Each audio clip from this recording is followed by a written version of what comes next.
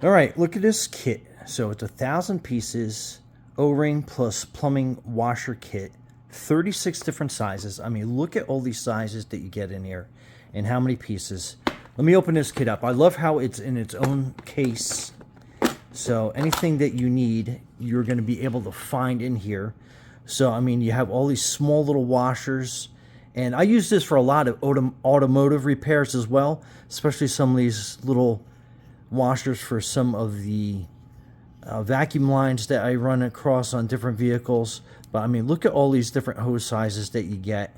I mean, it's just, I mean, it's such a complete kit. Like, you know, you even have some of these strainers for different nozzles on your different sinks and stuff that you run across in your house. But instead of running to a hardware store, you got everything right here in this kit. And then something that is super handy is you have this little tool that comes with it with all these different pick attachments. And actually I put that on here. And my hands are a little cold here today in the studio. But you can see all these different attachments that you get. This one I especially like. This comes in so handy. And like some of these smaller little O-rings, I do some work on different reach chainsaws and stuff like that. And like this whole top row comes in super handy for that. But you'll be surprised at how often you're going to need a washer. And this is like a complete kit.